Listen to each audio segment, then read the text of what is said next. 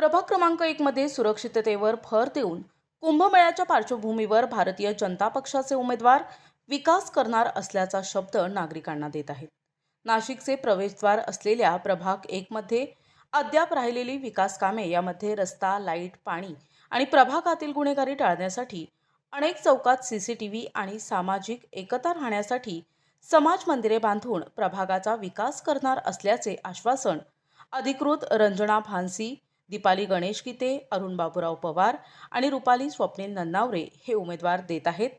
भारतीय जनता पक्षाचे उमेदवार घरोघरी जाऊन प्रचाराच्या माध्यमातून कमळ ही निशाणी मतदारांपर्यंत पोहोचवत आहेत। कमळ म्हणजेच विकास हे धोरण राबवून भारतीय जनता पक्षाचे प्रभाग 1 मधील उमेदवार रंजना भानसी, अरुण पवार, दीपाली गीते आणि रुपाली नन्नावरे हे होम टू होम प्रचार करत आहेत। कुठल्याही प्रकारचा गाजावाजा न करता भाजपचे अधिकृत उमेदवार यांनी प्रचारात आघाडी घेतली असून या चारही उमेदवारांना मतदारांचा प्रचंड प्रतिसाद मिळत आहे। भारतीय जनता पक्षाचा वाढता प्रचार आणि नागरिकांच्या उत्स्फूर्तपणे मिळणाऱ्या प्रतिसादामुळे प्रभाग 1 मध्ये भारतीय जनता पक्षाचा विजय निश्चित आहे, अशी चर्चा प्रभागात मोठ्या प्रमाणात सुरू आहे। क्रमांक 1 मध्ये गेल्या 25 वर्षापासून कामकाज करीत असताना सातत्याने नागरिकांच्या मूलभूत गरजांकडे लक्ष दिलेलं आहे आणि त्या बऱ्याचशा अंशी पूर्ण झालेल्या आहेत। परंतु सध्या मागच्या 4 वर्षात प्रशासकीय राजवट असल्यामुळे काही ठिकाणी रस्ते कमी जास्त झालेले आहेत। त्याची पूर्तता आम्ही आता आल्यानंतर चारही नगरसेवक मिळून सगळे कामं करू। त्याचप्रमाणे प्रभागातील उद्यान, जॉगिंग ट्रॅक यांची पण दुरुस्ती करून ते पूर्ववत चालू होतील याची काळजी घेऊ।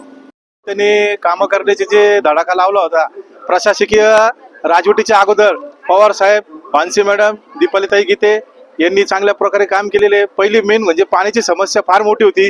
ती समस्या पाण्याची टाकी प्रभात नगरची काढून ती वरती बांधून ती फार मोठी समस्या आमची ती इथून सुरुवात झाली। कारण पाण्याचा प्रत्येक कॉलनीमध्ये फार त्रास होता। प्रत्येक सोसायटीची माझ्याकडे तक्रार यायची।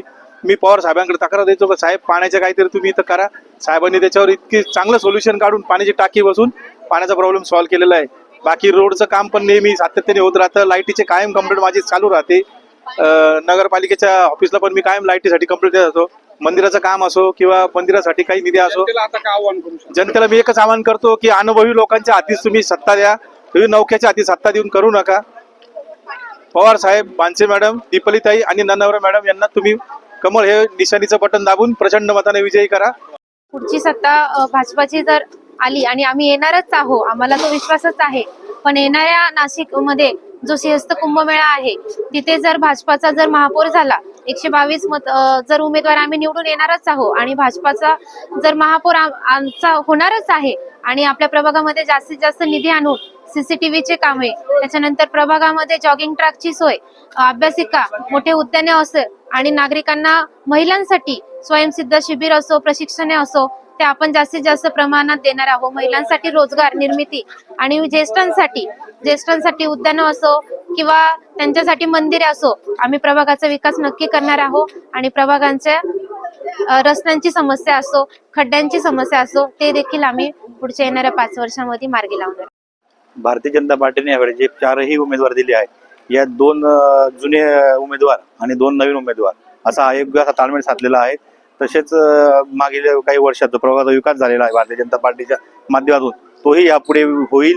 मी प्रभागातील सर्व नागरिकांना विनंती करतो की त्यांनी भारतीय जनता पार्टी 4ही उमेदवारांना मत देऊन विजय करायचा आहे।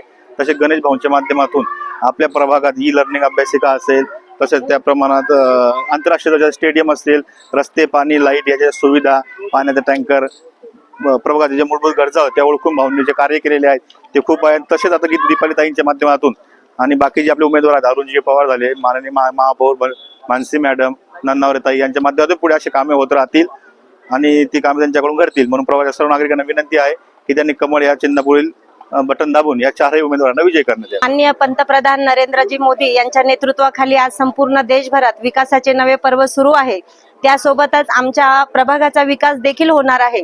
येणाऱ्या नाशिकमध्ये येणारा कुंभमेळा हा नाशिकसाठी सर्वात मोठं पर्व घेऊन येणार आहे, जेणेकरून आमच्या प्रभागातील रस्ते असतील, लाईट असतील, स्मार्ट जे काही करता येईल आम्हाला ते आम्ही आमच्या प्रभागात करणार आहोत।